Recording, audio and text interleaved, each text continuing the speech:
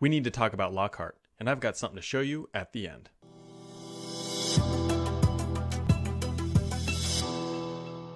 I can't quite figure out if Lockhart is the most brilliant marketing move that Xbox has done in a generation, or if it's just the result of the circumstance of the whole entire world.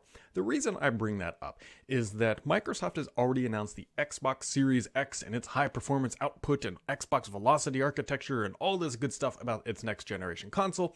Sony has also announced the PS5 in two flavors, with the disc and the disc drive, or disc and without a disc drive, I should say. And the whole gaming world is sort of focused right now on a console that is a lower performant version of something that has already been announced called Lockhart. Everybody and every gaming company and website around the world is laser focused on Lockhart. When is it coming? When's it announced? What's the specs?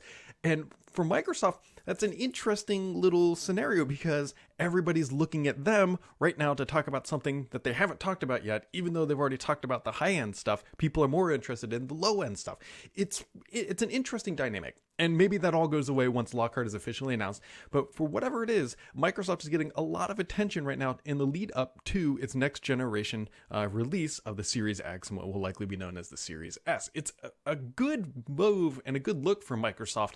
And maybe that is one of the reasons why they haven't announced it yet, because you think about it, at the end of the day, other than pre-orders, which obviously is a big deal, this is really good attention that Microsoft is just absorbing, and it's helping them out, I think, keep attention on them as opposed to Sony.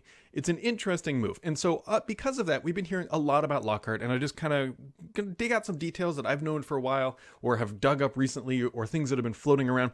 The first thing is that Lockhart did not arrive in June. Now, I can tell you for a fact that it absolutely was expected to arrive in June at one point. Now, this is all world pandemic and all that good stuff.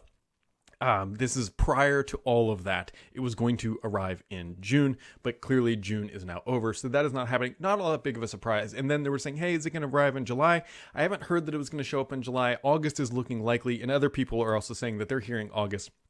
But just keep in mind that it is extremely fluid. The assets and everything are already in place, I believe, to announce the Lockhart console. It's just Microsoft is trying to find the right and appropriate time, and considering that they are getting all this media attention, why rush it? Why rush it if you don't need to get the pre-orders out? They already, I believe, roughly know when they're going to open up pre-orders, and so they're aligning this, and it's a risky marketing move because you want to have a long run up to pre-orders, but at the same time, Microsoft is just in the spotlight. Why give that up if they don't have to? Speaking of the launch timeline, so if you could go way back in time, around 2018 probably or so, the actual release dates for Lockhart and Anaconda were staggered. Actually, Anaconda, or the Series X, was expected to actually be launched at the end of August. Now, that is clearly not happening. That was Microsoft's original target, is that they would launch the Series X, and then there'd be a gap until somewhere around mid-October, and then Lockhart would actually be released at a separate time. If you've watched this podcast or this channel long enough, you will know that I've talked about, hey, maybe Microsoft doesn't launch these things at the same time. That's because the basis of that is that Microsoft originally was not going to launch these things on the same date at the same time. There was going to be a month or two lag between the Series X and Lockhart. I don't know if they're still going to be doing that, but that was originally the plan, was late August for Series X and then October for Lockhart. Those plans have clearly changed, and that is now outdated information. The other thing, too, that has been popping up is, what is this device going to look like? All of us, myself included, have used it in this background back here. I've seen this mock-up. The mock-up being that, hey, it looks just like a Series X, but it's half the size because it's less performant. I don't think that's actually what it's going to look like. While as cute and as fun as that is, we'd all love a derivative of the GameCube because that was, lived in the hearts of many people. It doesn't make much sense for a couple reasons. One, when Microsoft gives out these consoles to early testers inside and outside the company, mind you, they ask them to disguise it. And I have seen some documentation that talks about how people should think about disguising Anaconda and Lockhart. With Anaconda, it was recommended they put things in like a PC tower, a subwoofer, a large box, a server rack container. A large container is what I'm trying to get at here, is what Microsoft was recommending. When it comes to Lockhart, how do they recommend using it? They actually say using Durango or Scorpio shells. What that means is that the Series S might look much more traditional, like maybe almost identical to what we see now with the Xbox One X or Xbox One S or X.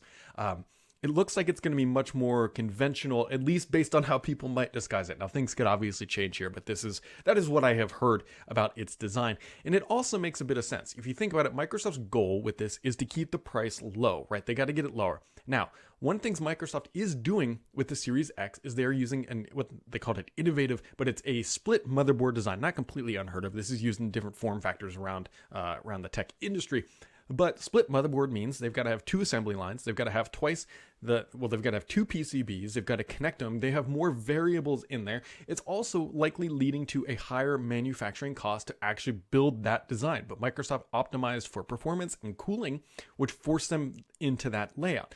Now, does the Series S or Lockhart need that type of a design? Well, if they're trying to keep costs down, a one PCB design very likely would be less costly than, say, a split motherboard design, right? Just the exact same manufacturing lines they're using now, just swap out the components, and it's just one PCB coming down the line, and it's cheaper and more cost effective to make. So it's an interesting sort of thought that, hey, the split motherboard design is great, but it's not cost effective. Also, if you think about it from the One S mockup that everybody, or the Xbox Series S mockup that everybody has seen, okay, so it's in the same form factor as the Series X, but it's smaller. Making things smaller is typically more expensive. They can't take, they have to have the CPU, the GPU, and all that stuff, and then cut the PCB in half and then put it into a smaller box. That would actually increase cost. That is completely counterintuitive to what Microsoft is trying to do with that console. So while the Series S looks cute and it would be awesome if it was that smaller size, it realistically does not seem like that's a cost-effective way to do it, because they can't just take the Series X, make it smaller, and make it cost less. That's going against how things work in the industry. So just something to keep in mind if they announce this thing and it's not a smaller cube and you get really heartbroken over it, because I don't realistically think that's going to happen. Now, the 4 teraflops that Jez has talked about for a while, I believe that is still accurate and right around the same thing. We've also been hearing from other places across the internet that the CPU is likely going to be the exact same with GPU variable performance. The big thing here that I think is more important than the actual raw specs is going to be the performance of the box. And this goes the same for Series X or PlayStation 5.